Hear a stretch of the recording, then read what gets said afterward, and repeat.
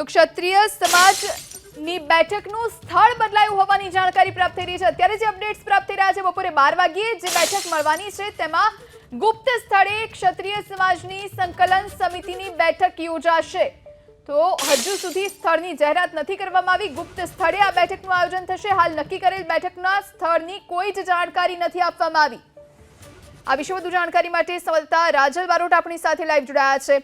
રાજલ, આજે બપોરે સરકાર સાથે બેઠક યોજાય પહેલા ક્ષત્રિયોની સંકલન સમિતિ એક બેઠક કરવાની છે, પરંતુ સ્થળ હજુ સુધી જાહેર નથી કરવામાં આવ્યું। શું વધુ જાણકારી?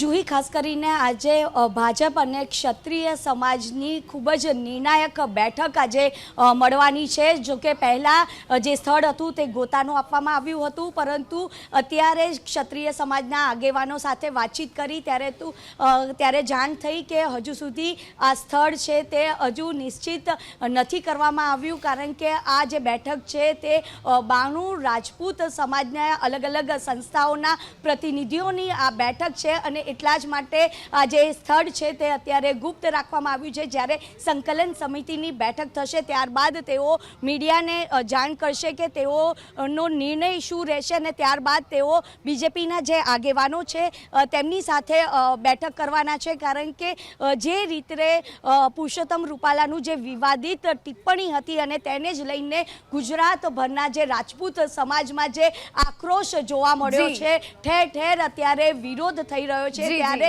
જે રાજપૂત સમાજ છે તેઓ માંગ કરી રહ્યા છે કે પુરુષોત્તમ રૂપાલાની જે ઉમેદવારી રદ થાય તેવી માંગ કરી રહ્યા છે, પરંતુ આજની જે બેઠક છે તે ખૂબ જ નિર્ણાયક રહેશે, કારણ કે આ પહેલા માફી માંગી દેવામાં આવી છે। પ્રદેશ પ્રમુખ હોય કે પછી પુરુષોત્તમ રૂપાલા દ્વારા પણ રાજપૂત સમાજની માફી માંગી લીધી છે, પરંતુ અત્યારે ક્ષત્રિય સમાજ છે તે ટસના મસ નથી થઈ રહ્યા, પરંતુ આ જે સંકલન સમિતિની બેઠક છે તેમાં જ આ નિર્ણય લેવામાં આવશે। જુહી, આભાર રાજલ, આપ જોડાઈને જાણકારી આપી તે માટે।